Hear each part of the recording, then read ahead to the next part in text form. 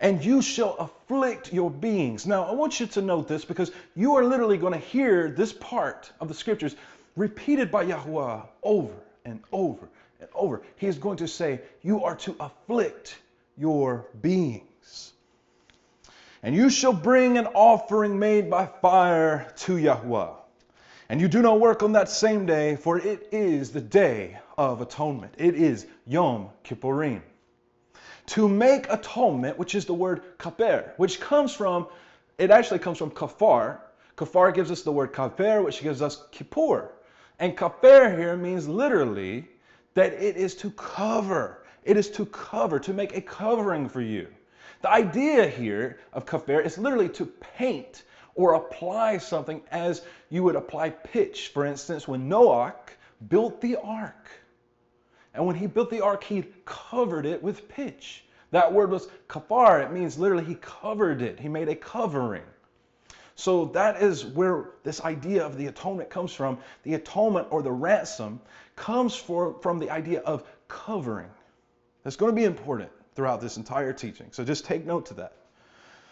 It is to make an atonement, a covering for you before YaHuWaH your Elohim. For any being who is not afflicted on that same day, he shall be cut off from among his people. That's how important it is to make sure that you afflict your being, as the scriptures say.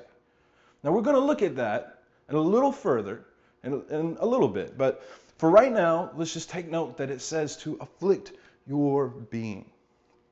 And any being who does not do this, it says that YaHuWaH will cut off from his people. In verse 30, and any being who does any work on that same day, that being I shall destroy from the midst of his people. You do not work a law forever throughout your generations. Now YaHuWaH spoke to Israel, to Yasharal, and he said to them that if the ordinance and the sun and the moon and the stars ever fail, then and only then could Yisrael or Yasharal, could they fail from being a people. So when YaHuWaH tells them that it shall be forever, and then he says that it will be throughout your generations. No, brothers and sisters, this means that it is going to take place perpetually. It is going to take place perpetually throughout their generations in all of your dwellings. It is a Shabbat of rest. It is a Shabbat Shabbaton. It is a Sabbath of rest.